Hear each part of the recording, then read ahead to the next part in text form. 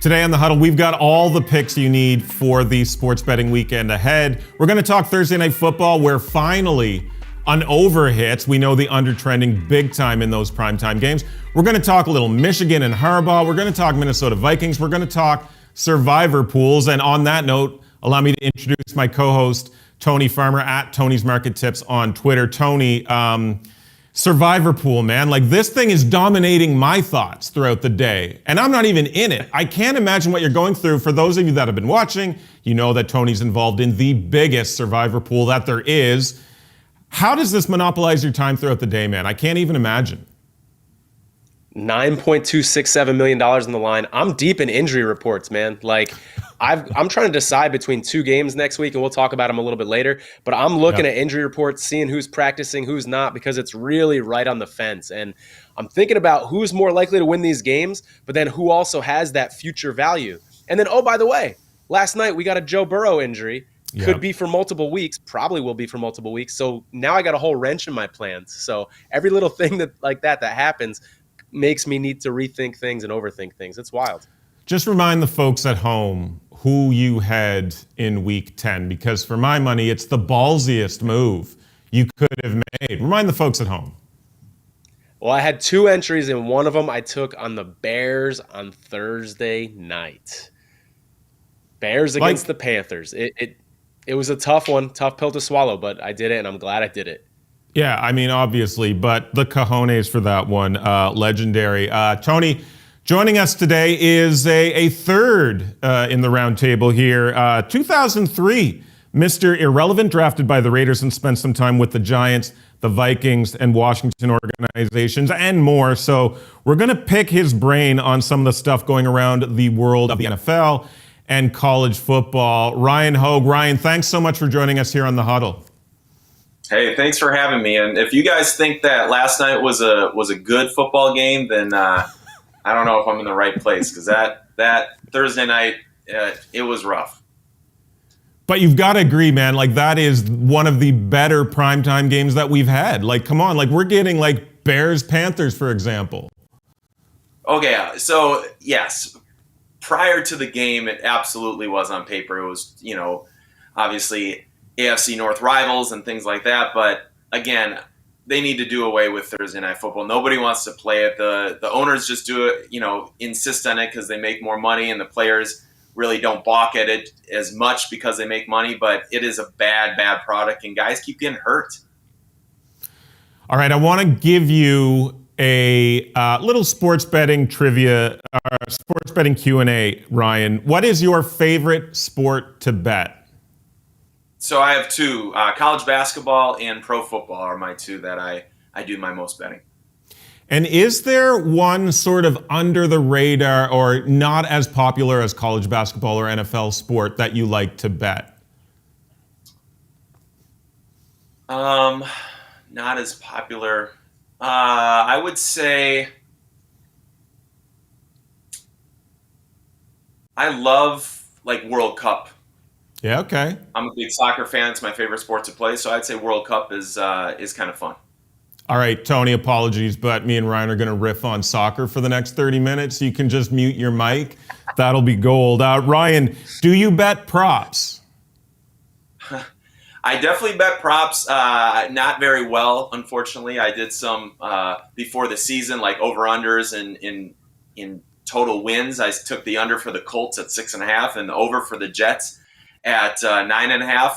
Now, Aaron Rodgers gets hurt. Obviously, that prop bet goes out the window. And then Anthony Richardson, I was betting on him being bad, and that's why I bet on the under, because I'm a big Gardner Minshew fan, and he's got that team to 5 wins already, and so that bet's looking bad. So it's just, to Tony's point earlier, like, that's the tough thing about prop bets or any bets, survivor pool, and we can get into that later. But, I mean, the NFL, all these guys are professional, and all it takes is one major injury, and your whole plan can go out the window.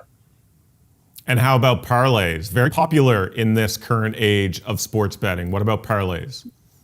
Yeah, I think parlays were introduced for kind of like fantasy football. It's for everybody to stay engaged and involved. I'm not a big parlay guy. I'll maybe do a small a 5 or 10 token bet for, a 10-team parlay or something like that, just because the ROI is so good. But, it's fool's gold. You'll always hit your 3 that you felt good about, but the one that makes it worth your while never hits. And then you end up, cursing yourself for doing a parlay.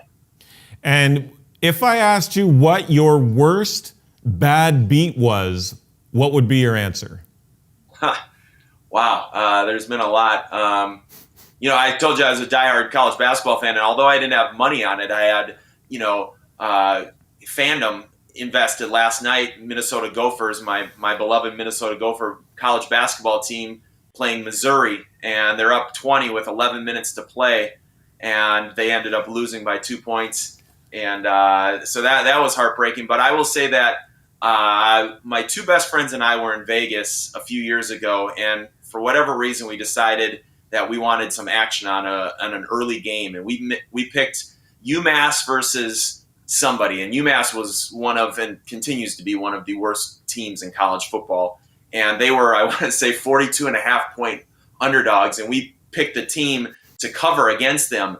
And at halftime, the score was 45-0. Well, anybody that bets knows that that's, especially in football, like, you're going to bench all your starters and oftentimes, like, have your walk-ons play, and that's exactly what happened. And UMass had a backdoor cover, and, we all had a significant amount of money on that game. And the worst part about it, it wasn't even telecast. Even nowhere in Vegas did they even have it on TV, so we had to game cast it, and we all took our lumps on that one. That one is a tough look. Yeah, UMass, one of the worst teams in recent college football history. So I'll put this out to both you guys, just because there's been a couple of really, really bad beats this week. Which is worse, the Monday Nighter with all the field goal chaos, of course, to end Week 10, or Wizards team total from Monday? So if you didn't catch it, here's the gist, which was brought to my attention from a Mark Zinno tweet. Wizards team total, 109.5. They're playing the Raps, and they have 106 points with 7:25 left to go in the game, and they score 1 point the rest of the way. Tony, what's your take on that? What's the worst bad beat there? Man, between that and the field goal that we saw with the missed field goal with 12 guys on the field, if you give me the option of those two, it's kind of like, would you rather die in a plane crash or of a long-term debilitating disease? Do you want it to end quick, or do you want to suffer through those last 7 minutes of that basketball game? That's brutal. Basketball ones for me are always tougher. How about these? How about when, like, you've got the dog to cover and the game goes to overtime? You're on someone like +6 and you're like, overtime. So I handicapped it correctly. I knew this was going to be a close, and then that dog gets blown out in overtime. Those are really tough for me to swallow. I hate those. What's your take on that one, Ryan? Yeah, I watched some of the end of that game, and the Wizards, I mean, you kind of expect them to jack a number of three-pointers, but it was everything from bad contested three-pointers to missed layups to blocks in the paint. Which you expect a little bit with Poole and Kuzma, but man, it was brutal. They were missing every way possible, every single player. It's not like 2 guys were just shooting every shot. 7 minutes in the NBA. I mean, there's guys that single-handedly in 7 minutes can score 30 points. So for a team not to score more than 1 point, that's an all-timer for me. Yeah, such a tough look. And I believe that was the game that Kuzma left the Wiz with a 5-on-4 defensive disadvantage because he jogged down the court to argue a call with one of the refs. Just a gong show there in Washington. Now, talking before the hitting record here on the show, Ryan plays like every sport. One of those guys that is probably excels at every sport. But also, Ryan, you were on a contestant on The Bachelorette. What season were you on? Yep, I was on season 4 of The Bachelorette and season 3 of Bachelor Pad. And how did that go for you? About as well as my NFL career, short-lived and not very memorable. It was, I did receive a rose in both the shows. There you go. So, I wasn't a one and done type, but, The Bachelorette was not for me. It's very scripted. Everybody, the executive producer, Mike Fleiss, is just not a good person. And so it's tough to get behind that. And they try to feed you lines, and the more you're willing to drink their Kool-Aid and do those and say those things, you'll stay around. And I just am not that person that's going to conform to what they want. So that is very, very interesting, because one of my main questions to pry on this subject was what it was like during the entire production. Like, was everyone kept separate when the cameras weren't rolling? Like, what's it like during production for this? So, yes, prior to production, like you're quarantined to your room and you can't leave it, and there's no communicating with any of the contestants. You're under a $10 million confidentiality agreement, $5 or $10 million, I can't remember, in terms of jeopardizing the integrity of the show. So that keeps you quiet. And then once you're on the show, I mean, the cameras are probably shooting 18 hours a day, and then they legitimately wake you up with a camera in your face at after you go to bed at 4 a.m., they wake you up at 7:30 with a camera in your face. And so you're really not allowed to have any conversations unless you're mic'd up with a camera. And if they do miss something, they ask you to recreate that. If there's any drama or anything like that you're trying to say off camera, they make you do everything on camera. And again, the more you're willing to do that, the longer you stay around. So what's more nerve-wracking in your experience, being involved in The Bachelorette or NFL training camp? It's I could care less about if I got a rose or not, because obviously there's 25 guys vying for one woman, and that one woman may or may not be for any of those 25 guys. The thing about the NFL is, the thing I try to instill in people is the understanding that every single day is a job interview. And while you could be, you're the greatest player in the preseason, game number 2 and go 6 for 120 and 2 touchdowns, you have one bad practice that Tuesday after or that Wednesday after, and you get cut because you have a person with a clipboard walking around watching each position group, marking any drop you have, any mental error you have, any any indecision you have, and that all goes and gets put into a conversation with the coaches after every practice. And so even if you make the 53-man roster, you feel great about it, and then somebody comes available, and you lose out on that opportunity to even play in week 1 because they had a player that they had their eye on, and that shoves you down the road. So now the latest sensation in this franchise is one that potentially is a reality show that Tony's most suited for. It's called The Golden Bachelor. Ryan, have you tuned into this? Yeah, I'm very familiar with it. My mom is a big fan, and oh, wow.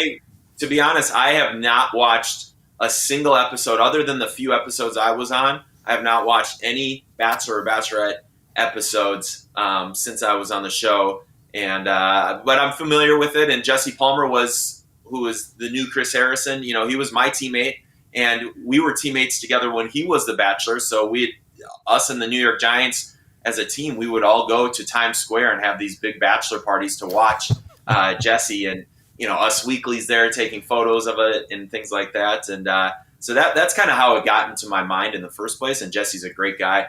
But other than that, I think it's good that they're diversifying themselves and using people of color and different ages. But, the show in general is kind of a joke to me. Are you a big reality TV show guy, Tony? Not so much. I mean, depending on who I'm dating, sometimes the people that I'm dating like these shows, so I'll sit down and watch. I was into Big Brother for a couple years, Yeah. I feel like those shows are kind of addicting. It's like they become a guilty pleasure, and you start caring about other people's lives. And I don't like that feeling of like, I want to know more about this, but it's meaningless. It rubs me the wrong way. So I try to stay away from it because I know I can get sucked in pretty easily. But it's also... Tony, I just got asked to be on Big Brother, Tony. So if you want me to try to get you on, let me know. I don't know how well I do on that show. I appreciate the heads up, though, Ryan. It's also opened up several betting possibilities, though. Like these reality betting markets have sort of taken off with Bachelor, Bachelorette, Big Brother, Survivor, all that kind of stuff. Now, one thing I know you guys did tune into was, of course, Thursday Night Football. We had the Ravens over the Bengals. Tony, your takeaways from that one? All right. Andrew, you and I talked about Bijan Robinson's headache earlier this year. Wasn't on the injury report. Why are the Bengals not getting similar flack yet in the media for the Joe Burrow situation? He was photographed with some sort of a medical device on his wrist. The team removes the video from their websites. He then apparently re-injures the wrist in a game. He wasn't on the injury report. This is, in my opinion, worse than the Bijan Robinson situation. Wow. Because there was a cover-up involved. They removed the video footage. So that's my first takeaway. I want the Bengals to be getting some heat for this, as much or equal to the heat that the Falcons and Arthur Smith got for not reporting that injury. Two, what are the Bengals going to be like going forward without Burrow? I think we know what the Bengals look like without a healthy Joe Burrow, because we saw it earlier in this year and it wasn't good. They really started to turn around as his health improved. So you've got Browning as the backup, and then compare that to like a maybe 40 or 50% Joe Burrow. I think the Bengals are now going to revert to that team that we saw earlier this year that was tough to watch. So tough for Cincinnati fans. But again, we're all awaiting the news today to see how long he's going to be out for. I'll put this out there for both of you guys. Are the Baltimore Ravens the best team in the AFC? No, absolutely not. So here's my take, right? It's a quarterback-driven league, so Tony nailed it in terms of Cincinnati. They're done. I think if Burrow misses any amount of time, which he looked like he couldn't even grip a football, they're going to be done. And there's about 10 teams in the AFC that are contending for like 2 spots. It's Kansas City's. I'm not a Kansas City Chiefs fan. Let that be on the record. But I think it is. They have maybe one team that could give them a game, and that's the Miami Dolphins. We're in a quarterback-driven league. That's what the NFL is all about. College football, I would argue, is quarterback and offensive and defensive line, but NFL is all about quarterback. Obviously, Lamar Jackson is excellent, but it's also a health-driven league. And Baltimore is decimated with injuries. They obviously lost, J.K. Dobbins and another running back, so they lost that. They've been banged up in the secondary with Marlon Humphrey. They've been banged up on the offensive line. And now Mark Andrews out for the year as of last night, right? Likely ankle that's causing him to miss the rest of the year. You look at the Chiefs last year. Why did they make obviously they have Patrick Mahomes. That's a big equalizer, but they stayed healthy. The Philadelphia Eagles, they stayed healthy last year. In the AFC, the teams I look at that actually have a chance are, the Chiefs because they're healthy and they have a great quarterback. Dolphins, they're getting healthy, right? They got the running backs are getting healthy and the receivers are getting healthy, and now they got Jalen Ramsey back, which obviously is one of the best defenders in the league. And other than that, you got the Browns with third-string quarterback. You got, Pittsburgh without a quarterback. You have now the Baltimore, again, they might win their division, but it's, they got too many guys down. So I am on the, it's going to be Chiefs and Dolphins, and I think the Chiefs are just the better team. Yeah, I would put the Ravens above the Dolphins, but I agree that they're not quite at the Chiefs level yet. I mean, if there's a playoff game right now, I don't care where it is, and it's Ravens-Chiefs, I've got to side with the Chiefs in this one just because of the playoff experience on that team. Of course, the Andy Reid factor, and then, Mahomes is a step up over Lamar Jackson. But I will say this, Ryan, I think that the point that you bring up about the injuries is actually a point to consider for the Ravens, that they've been able to win despite the injuries. Like, it really speaks to the depth that team has. There's been some thick injury reports this year, and I've doubted them. And I've been like, Ravens are cluster injuries in the secondary. And they still end up winning games. And so I think that while they may not be the best team in the AFC, they're probably the deepest. And I would give them a better shot straight up against Kansas City than Miami, just because of that defense in Miami scares me a little bit. Yeah, that's certainly fair. But one thing that has surfaced in the wake of last night's game, and Ryan, you alluded to it. What's your opinion on the hip drop tackle that's been going around? Like, it claimed another victim. What's your take on this? Dirty or not? So I played the era of the Roy Williams horse collar tackle, right? And that was legal back when I played. And, I mean, I'll say this. As an offensive player, I think the defense, it is so hard for them to calculate all of those things. Like, okay, I can hit them low but not too low. I can hit them high but not too high. Are they defenseless? Are they not? Can I grab them by the back of the jersey? Nope, not anymore. Okay, now I have to think about I can't hip drop. Like, at the end of the day, like, it's a contact violent sport, and to put that on defenders as well is a really, really hard thing for me to swallow. I hope they don't. I hate injuries, and obviously the NFL does well when people are healthy. My take has always been, I think the NFL only will, like, if they're really true to concussions, all that, they need to bring back leather helmets. Like, I think that's the only way, because you legitimately feel invincible when you're wearing that helmet on your head.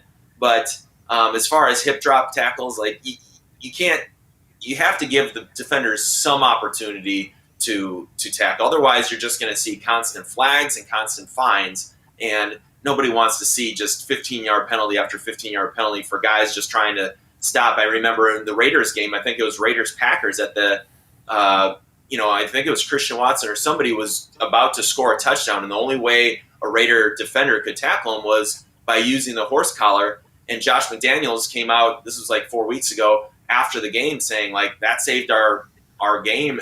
That's the reason we won the game, is because he made that tackle, and I wholeheartedly support that. Like, that's what we're going to get into, is if you outlaw a certain number of different ways to tackle, you're going to get guys still doing it to save the game. Let's look forward here now, Tony, and it's your time to shine, dude. We talked about it at the top of the show. Survivor pool, biggest survivor pool in the world. You're still alive. Talk to me about your thought process for this weekend.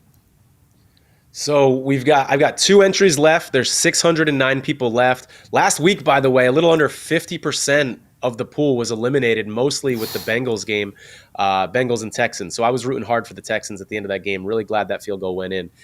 I'm going to put one of my entries on the Dolphins. I think that's pretty safe against the Raiders. My other entry, you guys, I want feedback from you because I'm truly struggling on this. Arizona at Houston, considering taking Houston. And then we got Jacksonville at home against the Titans.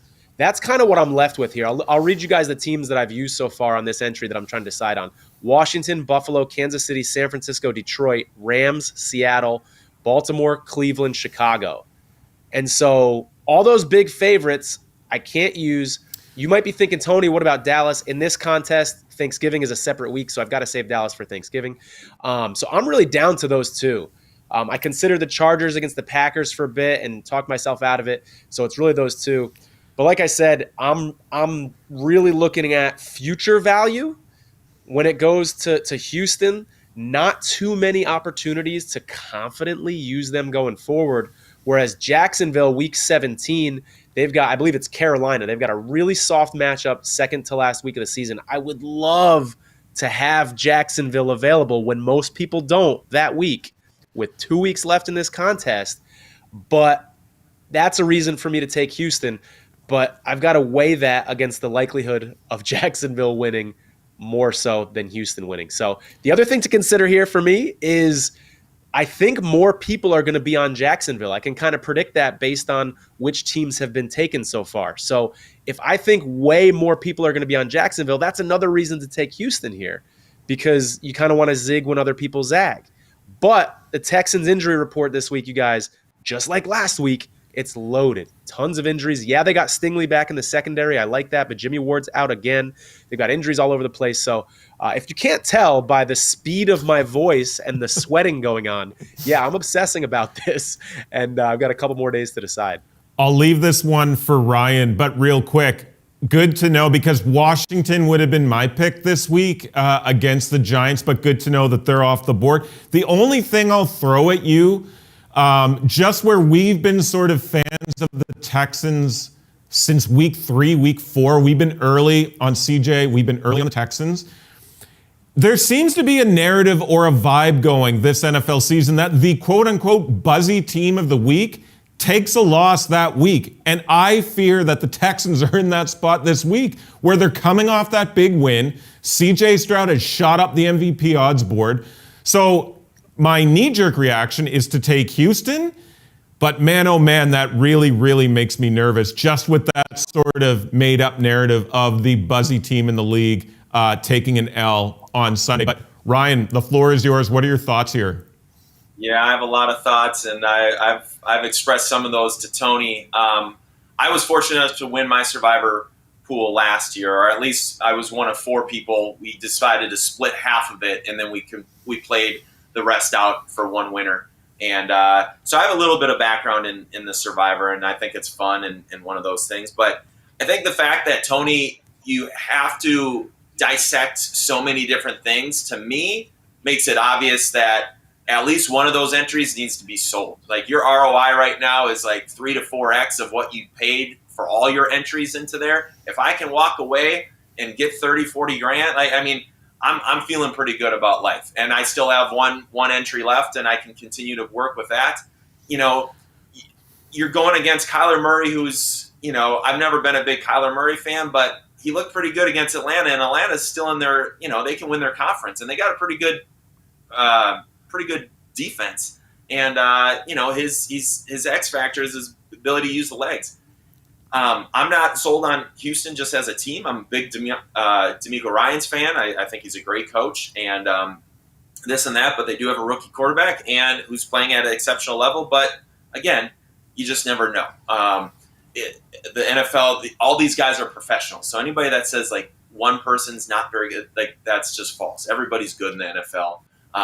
The only thing the closest thing to a sure thing for me is like if you're going a third string quarterback like the Giants last week against a really good defense. And then the Jacksonville game against Titans, again, the Titans could just run the football down the Jags' throat and control the line. It's a division game. It's going to be a one-possession game probably at the end. And is it Will Levis, right? I mean, he's an X factor too. You just don't know. So if I could get rid of that and sell that for $30,000, $40,000, like, I'm doing that, because then I don't have to worry about, again, I walk away way up and I still have my stronger Survivor pick. I'm going to beg and plead you to sell one of those, because otherwise you're going to look at me and be like, shoot, I should have picked Houston, or shoot, I should have picked Jacksonville. See, that was, and you're going to kick yourself. Remember, you've lost 8 of your 10 entries so far. So 8 times you've been wrong. So 2 of these entries, similar entries, have sold for 20 grand this week. And I feel like my entries are stronger than those. So I feel like I could probably get about 25 grand for each of these if I wanted to. Ryan, right now you are playing the role of the friend at the blackjack table. I'm on a heater. I'm up big. And you've seen me lose money before. And you're like, bro, we should go back to the hotel room. Like, stop. Let's go. Let's get out of here. And I'm like, leave me alone. Nobody wants to hear from that guy. And that doesn't mean you're wrong. But I'm on a heater right now. And the thing is, if I can just survive one more week, I can squeeze some more out of this if I decide to sell. But honestly, I'm not too excited about the idea of selling, because for me, like, and don't get me wrong, I'm not trying to, 25 grand is nothing. That's a good chunk of change. I'm not trying to make it sound like it's not, but it's not truly life-changing money. And I can taste the life-changing money, and I'm close, and I really like my path going forward. And so I'm not too keen on the idea of selling, but I am keeping an eye on the marketplace going forward to see what these things are worth, and we'll see. Well, I'll just pay for tacos next time we go to breakfast then, because you're going to be lamenting the fact we didn't sell them come November 30th. So. Did we help you at all here, or make your problem worse? You know what? I'm a data guy. The more data, the better. The more opinions, the better. I like what Ryan's point about the Titans. I do think that game's going to be close. A little spoiler alert when we look at our picks later. I do think that Titans game's going to be close. The Titans are getting healthier. Last week, they had a lot of injuries, and I think that's why they looked so bad. They went into that game missing 2 offensive linemen, guys, and one of them got injured in the first quarter. So those guys are getting healthier. They acquired an offensive lineman through waivers. So I think they're going to be a little bit better going forward. So you guys got me thinking a little more about that Jags-Titans game, so I appreciate that. Well, if you believe about the bounce back spot, this is the ultimate one for the Jags here after getting dummied last week. And then they're back home against a divisional foe, Will Levis under center there for the Titans.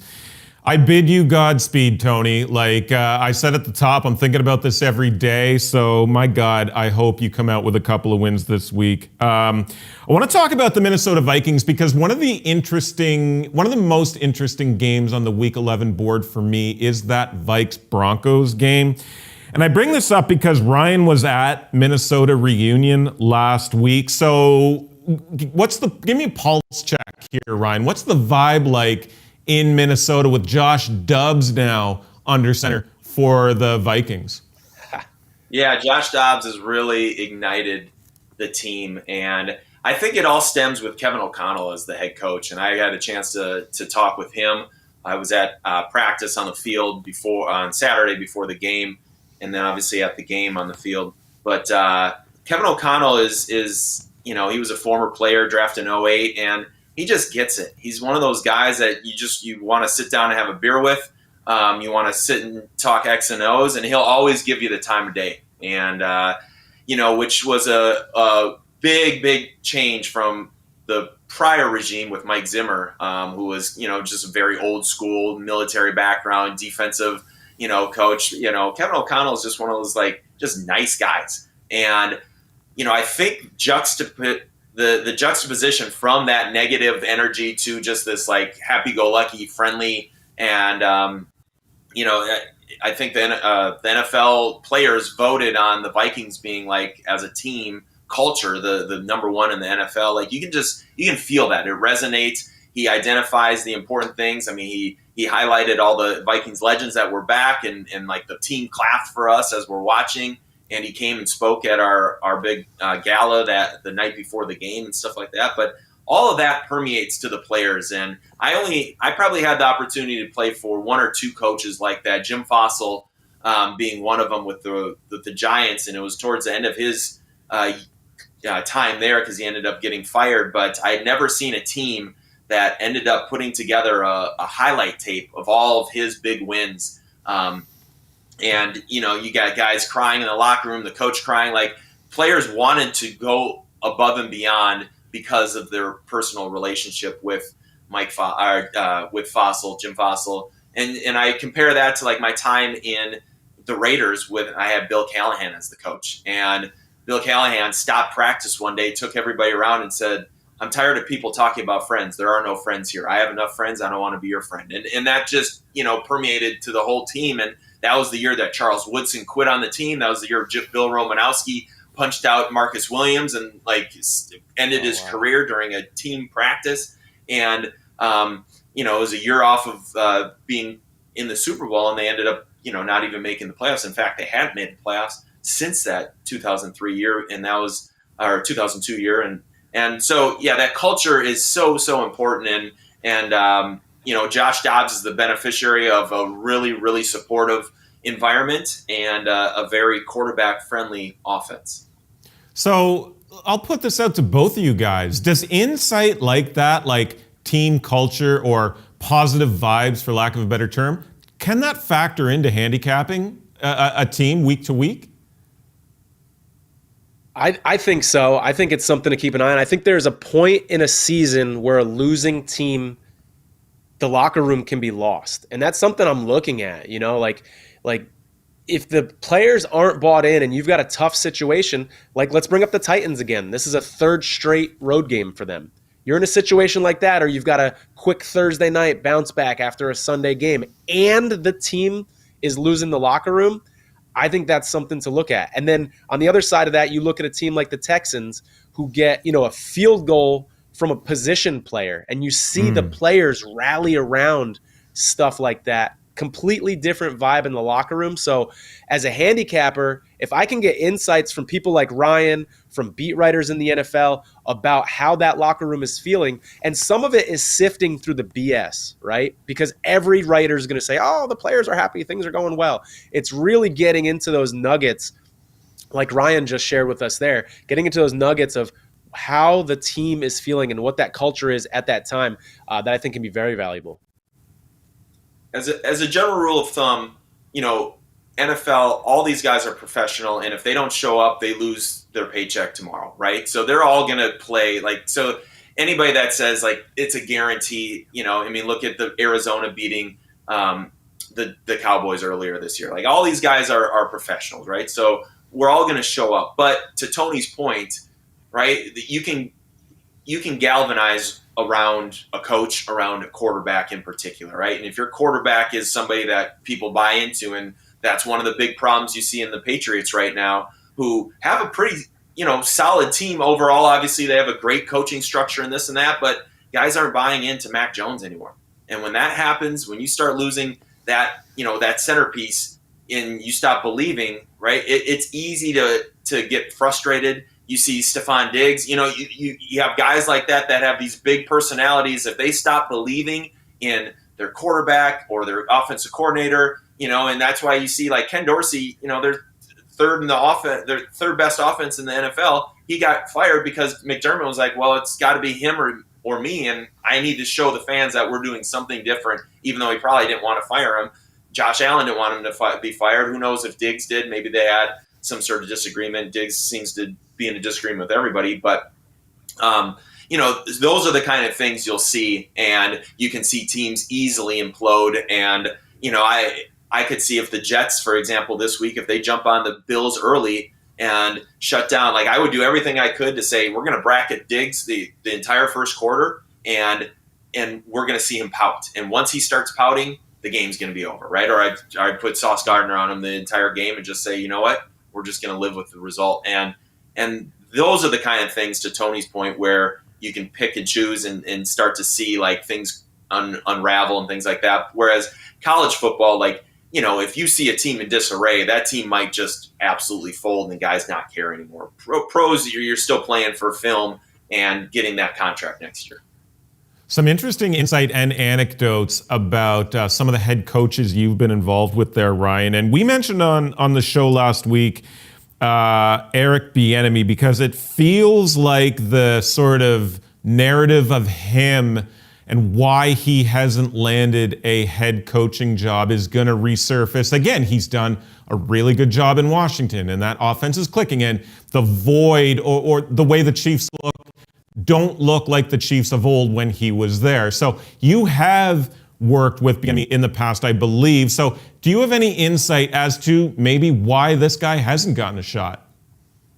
Yeah, Eric was an assistant coach when I was on the Vikings, and he was the running back coach. And, some coaches are built to be position coaches and others are built to be head coaches. Mike Tomlin, who I had the opportunity to play for as he was our defensive coordinator, you could just tell. As soon as he got the job, I remember I saw him out at a bar downtown Minneapolis, and I told him, I was like, Coach, you're the type of coach that I would run through a wall for. Your coaching style is just it celebrates others, and people want to celebrate you because of what kind of person you are. Scott Linehan, who ended up being a phenomenal offensive coordinator, then ended up getting a head coaching job. He's not a head coach. And you knew that, right? He can't command a room. He could give you X's and O's all day about how to, attack a roll down fire blitz or, Tampa 2 defense, but you put him in front of a group and people just don't care. And Eric Bieniemy has that old school, you could tell that he was well coached, but he was coached hard. And therefore he feels the need to coach hard. And if I don't remember a practice without him cussing somebody out, right? And this isn't college anymore, right? These are grown men that are professional in their craft and things like that. We don't need to be cussed out. And that's just the way Eric Bieniemy, from my experience, coached. And you see that it's rubbed some people the wrong way when you have, a system in place like Andy Reid, it's easy to, get by with some things like that. But, Ron Rivera, a little different kind of culture there. And it's not as strong up top like an Andy Reid figure. So you heard early on people throwing him under the bus, being like, look, like we're not accustomed to this verbal assault that Eric Bieniemy feels the need to, and for him, maybe that's how he feels like he's going to get the most out of people. But especially athletes in this day and age, like that is just not the way you rev their engines. And I think that it comes clear probably when people ask me, like, why hasn't he got a head coaching job? For me, it's simple. It's like he doesn't command a room without yelling, and sometimes less is more. And I don't know that he has that gift. Very, very interesting. Great insight. Yeah. Insane. Makes a lot of sense, though. But another guy that you worked with was Jim Harbaugh. I believe he was QB coach when you were at the Raiders. Does this operation, what's been happening at Michigan, obviously in the news, does this surprise you with Harbaugh? Or is this a guy that sort of looked like a dude that would get an edge no matter what it took over his opponent? Or is this something that's been around college football and is just now bubbling to the surface? Yeah, so I'm going to try not to be a homer because I am a Jim Harbaugh fan and I'm a Michigan fan, so I cheer for them. And I had the opportunity, my rookie year, he was the quarterback coach with the Raiders. And which, mind you, I think he's going to be the next Raiders coach unless Antonio Pierce brings the Raiders to the playoffs this year. I think Harbaugh jumps ship and he's just done with the NCAA. But all that to say, the Harbaugh I know is a great dude, and he took the time. I was helping at Stanford University when he was the head coach there. I did a soccer camp. I helped out with a soccer camp there, and Tony, I know that doesn't speak your language and this and that, but soccer is my favorite sport to play, and I had my Division I opportunity ripped away because I overslept my first day of practice. But anyways, and Harbaugh sat down with me and remembered me, and we, chatted for a while. And I actually considered going to Stanford and doing a master's there and coaching and doing a GA with him. And I wasn't done playing football, so I ended up not pulling the trigger. But for him to take the time and meet with me, that meant a lot since it was, my time in Oakland was short-lived because of injuries and things like that. But back to your original question, all that stuff happens all the time in the NFL. Every team is looking for an edge, and some teams are just better at it than others. The New England Patriots, right, were elite at it for years. Now, sometimes it was definitely gray area. Every team deflates the footballs, right? They just made a mockery out of Brady because he was the figurehead of, a dynasty. And every single player, a quarterback wants it, the PSI to a certain level and things like that. The fact that he wanted a little less because he could grip it better, big deal. But I am also a rule follower, and the letter of the law is the letter of the law. And so, the one thing is I'm happy that they didn't nullify Michigan's season this year. Maybe they will down the road once it goes through the thing, but I'm glad that they're letting the kids still play and play meaningful games. If they figured out Harbaugh to be guilty, I don't understand why he has a job, to be honest, even though I want him to coach and I want them to beat Ohio State. I want them to beat Alabama and all the teams. But so again, there's that gray area of the NCAA, really being money hungry and want the storylines and things like that, but they want the cake and eat it too, and that really frustrates me. What's your take on this, Tony? I don't know if you've sounded off on this whole Michigan and Connor Stalions quote-unquote scandal. What's your opinion on this? I mean, I'm a little familiar with Harbaugh just watching, the 49ers for so long, and he does kind of strike me as the guy that might, be okay bending the rules. Really unfair for me to say. Never met the guy, etc. But I suspect they're not the only program that's done this in the history of college football in the last, say, 5 years. You really think Michigan was the only team that's ever done this? I think there probably are others, and I really like Ryan's comparison with the Deflategate thing. It's kind of like one of these things the league knows is happening, but someone needs to go down for this so that we can curtail it so that it doesn't happen in the future. And I think it's probably a situation like that. So in terms of the penalties and that sort of stuff, I think the way they're going about it right now, investigating it, this little suspension, et cetera, is fair. I didn't really love the whole tribute to Michigan Harbaugh, that the fingers up in the air thing. I mean, they were treating it like this guy just did some wonderful thing. So I'm sure that felt good for Harbaugh, and that may have galvanized the players. I thought it was a little cheesy. So yeah, that's kind of my take on it in general. All right, Tony, let's get into some. Sorry, go ahead, Ryan. Yeah, I want to add one thing. A lot of people that are casual fans don't understand that. In college football in particular, what's been kind of the unwritten rule for years is that prior to playing an opponent, you exchange game tape with them for 2 or 3 games, right? And it's just kind of a mutual agreement between coaches. Hey, we're going to give you our last 3 games. You give us our last 3 games, end zone film and field view, and you trade those things, right? Some coaches refuse to do so with others, even though it's just this rule, just this unwritten rule, that's just how it goes. We're going to give you 3 games. You're going to give us 3 games. You scout us. We scout us. So the fact that Michigan did this is not unheard of, right? Teams will go and try to scout and film and do all the things. So every team's doing that, and it's just the level that they went to in terms of dressing up. And I don't even know why you need Central Michigan's why you need extra intel into that, because you're going to beat them by 50 anyway. But to go on the sideline, I think that's the egregious part of it, makes it where it was okay, that's why we need to penalize you. But some coaches used to just be you know what, I don't like that head coach, I'm not trading film with them. And it might be because Ohio State and Purdue last year colluded, and that's why they had the extra film to go against Michigan in the Big Ten Championship. So 2 exclusives dropped here on this week's episode of The Huddle. 1, Harbaugh to the Raiders, and 2, $25K pocket change to Tony Farmer.